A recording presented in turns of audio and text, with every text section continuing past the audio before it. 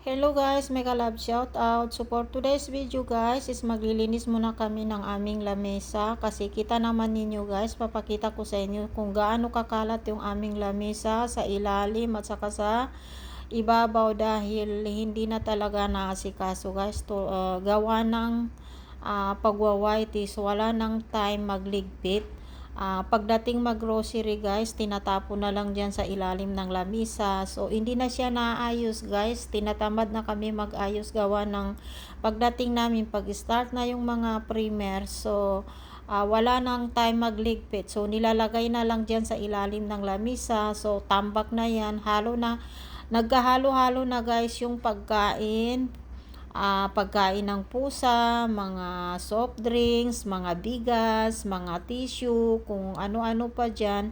So, makikita ninyo guys, ipapakita ko sa inyo, tingnan nyo kung ano yung nagkahalo-halo dyan. So, ayusin namin yan guys, konting ayos lang, hindi naman 100% na maayos, pero ayusin muna namin. So, ayan, kita nyo. So, para nang binadyo dyan sa ilalim. Kasi tapon kami ng tapon dyan sa ilalim. Lalo na pagka nagmamadali kami dahil mag-uumpisa na yung primer. So, parehas kami busy nila Len. So, ayan. Tapon dyan, tapon doon. So, napakagulo. Ayan, karton. Ayan, pagkain ng pusa. May pusa pa sa ibabaw ng lamisa. So, ayan guys. Samahan nyo ako hanggang sa dulo ng aking video guys. Panoorin nyo yung before. So, ito yung before. At panoorin natin yung after. Kung meron bang pagbabago yung parang binadyo. Parang binadyo yung ilalim ng lamisa guys. So, ayan guys. O, nakikita nyo yan. Bigas yan siya. So, makikita pa ninyo yung mga laman mamaya. Ayan, may mga soft drinks dyan. Nagkahalo-halo na. So, yan guys.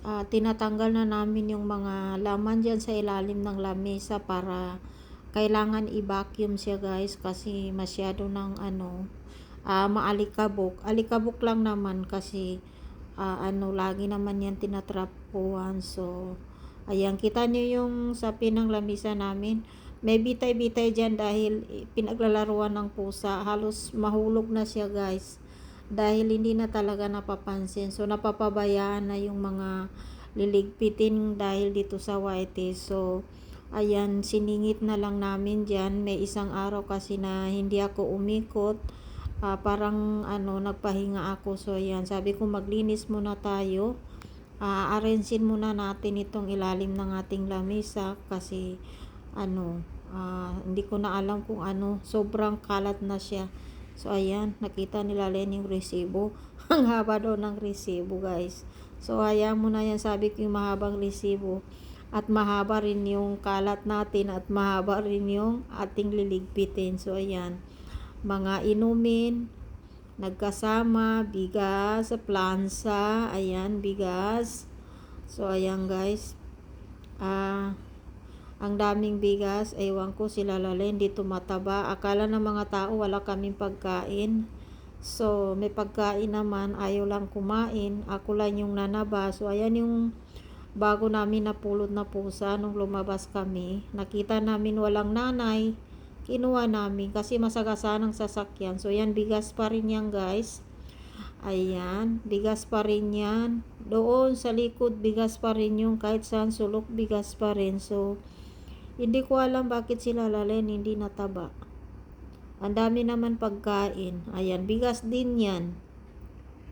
Kasi yung guys, minsan kasi meron akong hinahanap na bigas na pag hindi ko kasi type, bumibili ako. Ito yung gusto kong bigas, umbrella. Mabango siya guys, 'di ba? 'Di ba yan yung ginagamit niyo diyan sa Pilipinas? Ayan, napakabango ng umbrella. So, ayan, sabi ko, bibili nga ako ng Pero dati naman yan na binibili ko yung umbrella. Hindi lang ako nakabili. Kaya, yung bigas na yon bumili ulit kami. So, parang hindi ko type. Pero, sobrang yun, mahaba yun na bigas. Ayan. So, ayan guys. Masarap kasi ito na bigas guys, yung umbrella. Mabango pa siya. Tapos, kahit wala kang ulam, pwede mo siyang kakainin. So ayan, medyo ayos-ayos na rin guys. So hindi na kagaya kanina na sobrang gulo.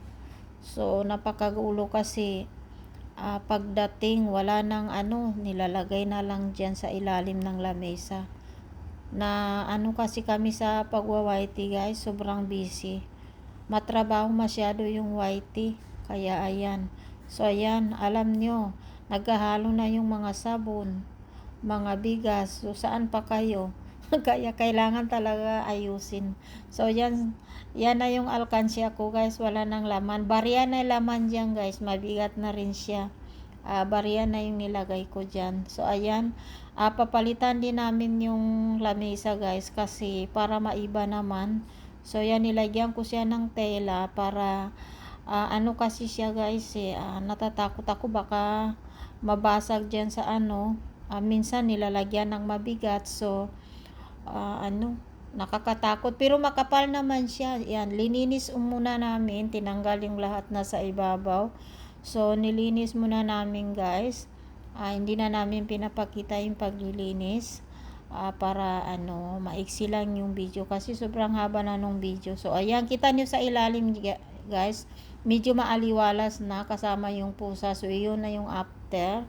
So ayan mga pusa, mag-uumpisa naman yan sila magkalat dyan. So ayan guys, naglalagay na kami ng sapin sa lamesa para papalitan na namin yung cover para maiba naman yung itsura guys. So yan, tuloy-tuloy lang guys. Ayan, umakyat na yung pusa. Hindi pa namin tapos mag-ayos, umakyat na yung pusa. So ayan, pasaway talaga yung pusa na yan. So medyo okay naman siya guys, maaliwalas na rin pati yung dingding. Kasi naayos na rin, malinis na rin, binacuum na namin. So ayan yung ipapalit namin, pero napapansin ko yung kulay ng ipapalit namin parang kulay na malungkot. Kulay na malungkot. Hindi kasi yung kasi mahilig ako sa bulaklakin. So binili ko yung kahapon kasi yung bulaklak gusto ko kasi yung mga bulaklak, mabulaklak. So ayan, ayaw talaga paawat ni Kisha kahit anong mangyari. Ayaw, kinukut-kut pa niya guys. So gusto niya talaga. Minsan kasi kinukut-kut niya so nabubutas. Alam niyo naman yung pusa. Kahit nabilihan ko siya ng pangkut-kutin niya, dyan pa rin siya magkut-kut. So ayan, mahirap lang kasi hulugin pa doon sa ligid sa doon sa may gilid. Hulugin pa yung mga dyan. Kasi malaki dito, malapad. Yung binili kong napakalaki. Dapat yan, 2 metro yung binili ko. Dapat 1.5 lang pala dyan. Hindi naman ako bumibili niyang sapin yung isa. Ngayon lang ako bumili. So hulog pa doon sa gilid sa ibaba ng TV kasi napakalapad tapos mahaba. So puputulin pa namin yan kasi sobrang haba, sobrang lapad. So yung lamesa, hindi ko alam kung ilang metro yan, 2 ba o 1.5 lang. So ayan, pasaway talaga si Kisha guys. So hindi siya umaalis. So kahit anong mangyari, nandiyan lang siya sa ibabaw ng lamesa. So nahirapan kami kasi napupulupot dahil hindi siya umaalis So ayan, tigas ng kukuti ni Kisha Napakakulit na pusa. Paano pa kaya kung binababa ko yung mga iba? Grabe siguro kakulit nila. So ayan. So ayan na siya guys, maaliwalas na. So ilalagay na namin yung mga laman dyan sa ibabaw para maiba naman. So ayan na siya guys, nalagay na namin. So medyo okay na. Ayan, mga pagkain. Ayan, so pili na kayo dyan guys, libre, kuha lang kayo dyan. Ayan, anong gusto nyo. Ayan, mga pagkain na yan. Kasama ko ang kumakain dyan. Ako, hindi ako kumakain yan. Matatamis na yan. Umiiwas ako.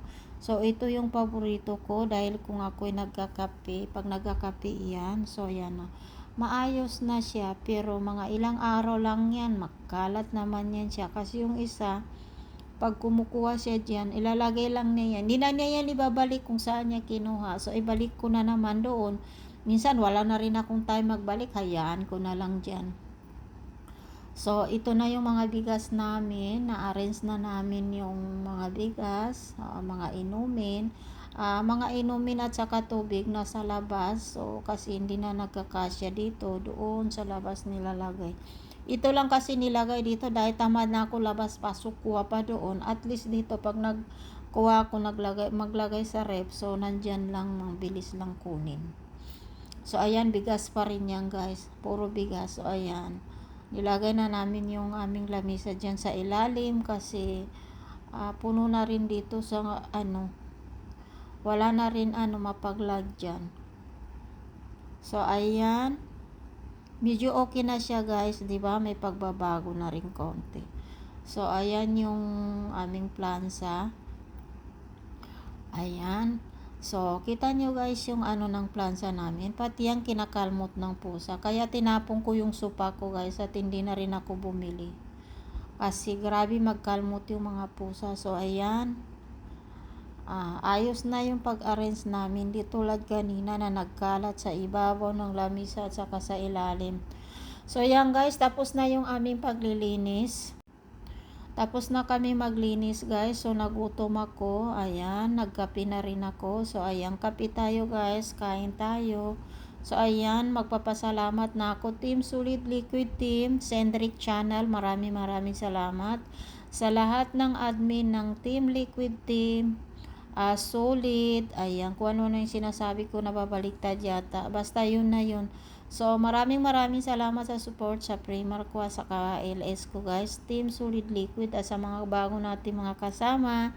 Sa mga guests natin sa Primark at LS. Thank you so much sa suporta. Cendric, maraming salamat. So, ayan. Dito ko natatapusin yung aking video guys. At tulad ng lagi kong sinasabi, kusa na yan siya matatapos. So, ayan guys. Kape tayo. At bye-bye guys.